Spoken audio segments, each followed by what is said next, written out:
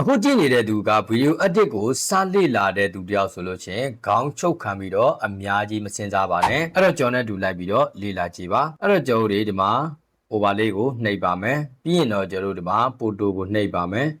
ပြီးသွားပြီဆိုလို့ချင်းကျွန်တော်တို့ဒီမှာပုံလေးတစ်ပုံကိုယူထည့်လိုက်ပါမယ်ဒါဆိုလို့ချင်းပုံလေးရောက်လာပြီဖြစ်ပါတယ်ပုံလေးရောက်လာပြီဆိုလို့ရှင်ပုံလေးနဲ့အောက်ကဗီဒီယိုပေါ့နော်ဗီဒီယိုနှစ်ခုထပ်တူကြာသွားအောင်ကျွန်တော် flip ကိုအရင်ဆုံးနှိပ်လိုက်ပါမယ်နှိပ်ပြီးသွားပြီဆိုလို့ရှင်ကျွန်တော်ဒီနေရာမှာသူ့ကို cut out ဆိုတဲ့ကောင်လေးကိုကျွန်တော်နှိပ်ပေးရမှာဖြစ်ပါတယ် cut out တို့ကိုကျွန်တော်နှိပ်လိုက်ပါ cut out ကိုတိုးကိုနှိပ်လိုက်တယ်ဆိုလို့ရှင်အခုလိုမျိုးကျွန်တော်တွေ background ဖြတ်ပြီးသားပုံလေးရလိမ့်မယ်ပေါ့နော်ဒါဆိုလို့ရှင်ကျွန်တော်တွေကအနားညီတဲ့လှလှပပလေးကျွန်တော် background ဖြတ်ပြီးသားလေးကိုကျွန်တော်ရရှိမှာဖြစ်ပါတယ်ဒီလိုပုံစံမျိုးပေါ့နော်ဒီမျက်လုံးအဖွင့်အပိတ်ကကြတော့ဒီမှာမျက်လုံးလေးဖွင့်လိုက်တယ်ဆိုလို့ရှိရင်ကျွန်တော်တို့က background လေးရှင်းသွားတာကိုမြင်တွေ့ရလိမ့်မယ်အကယ်၍မျက်လုံးလေးပြန်ပြီးတော့ပိတ်လိုက်တယ်ဆိုလို့ရှိရင် background ချိနေတဲ့ပုံစံမျိုးလေးပေါ့နော်ဒါလေးကျွန်တော်တို့မြင်တွေ့ရလိမ့်မယ်ပေါ့နော်ဟုတ်ပြီဒါဆိုလို့ရှိရင်ကျွန်တော်တို့ဒါ one click နဲ့ background တွေကိုဖြတ်ပေးတာဖြစ်ပါတယ်ဒီမှာ AI cut out ကတော့ကျွန်တော်မရဘူးပေါ့နော်ကျန်တာကတော့အကုန်လုံးကျွန်တော်တို့ရပါတယ်ပြီးလို့ရှိရင်ကျွန်တော်ဒီမှာဆိုရင်ဒီလက်ညှိုးလေးနဲ့ဟာဆိုလို့ရှိရင်ကျွန်တော်တို့ဖြတ်လိုက်တဲ့အခါမှာသူကပါသွားတာမျိုးပေါ့နော်ဖြတ်လိုက်တဲ့အခါမှာပါသွားတာမျိုးကျွန်တော် eraser ဆိုလို့ရှိရင်ဒါမျိုးဒီဟာလေးကိုကျွန်တော်ဖြတ်လိုက်တယ်ပေါ့နော်ဒီလိုမျိုးလုပ်လိုက်တယ်ဆိုလို့ရှိရင်ဒီမှာအမှန်ချစ်ပေးလိုက်တယ်ဆိုရင်ဒီတိရွက်လေးကပြတ်သွားမှာဖြစ်တယ်ပေါ့နော်တိရွက်လေးကကျွန်တော်တို့ပြတ်သွားမှာဖြစ်တယ်အဲ့လိုဟာကိုကျွန်တော်တို့ကပြန်ပြီးတော့ယူခြင်းတယ်ဆိုလို့ရှိရင်ဒီမှာလက်ညှိုးပုံနဲ့အဲ့ကောင်လေးကိုကျွန်တော်တို့ဒီမှာပြန်လိုချင်တယ်ဆိုလို့ရှိရင် brush ကိုနှိပ်ရမယ်နှိပ်ပြီးသွားပြီဆိုလို့ရှိရင်ကျွန်တော်ခုနကလောက်တဲ့ဟာလေးကိုပြန်ပြီးတော့ကျွန်တော်တို့ဖြတ်ပေးရမှာဖြစ်တယ်ပေါ့နော်โอเค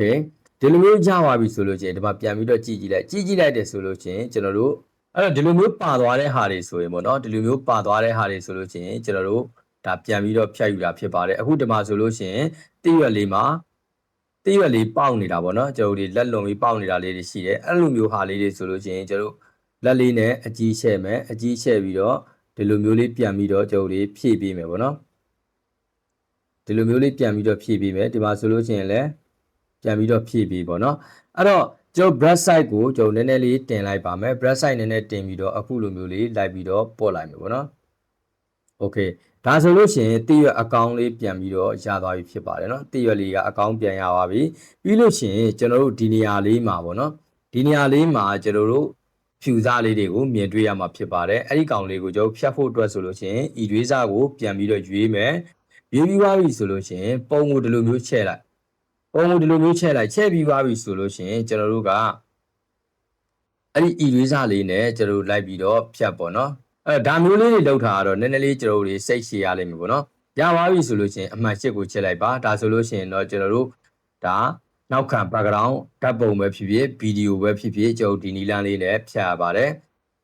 ပြီးသွားပြီဆိုရင်ကျွန်တော်ဒီမှာ dance စွာလေးကိုနှိပ်ပေးလိုက်ပါဒါဆိုလို့ရှိရင်တော့ကျွန်တော်တို့လိမ္မော်သီးလေးတစ်လုံးကိုဒါလှလှပပလေး background ဖြတ်လိုက်ပြီးဖြစ်တယ်ပေါ့နော် background လေးဖြတ်လိုက်ပြီးဖြစ်ပါတယ်အဲ့တော့ဒီလိမ္မော်သီးအဲ့တော့ကျွန်တော်တို့နောက်ခံ background လေးတွေကိုလွယ်ကူကူအဲ့တော့ကျွန်တော်တို့နောက်ခံ background လေးတွေကိုလွယ်ကူကူနဲ့ဖြတ်တတ်သွားမယ်လို့ယုံကြည်ပါတယ်ခင်ဗျာကျွန်တော်ရဲ့ဗီဒီယိုလေးကအကျိုးရှိတယ်ဆိုလို့ရှိရင် like and follow လေးလုပ်ပေးထားပါဦးခင်ဗျာကျေးဇူးတင်ပါတယ်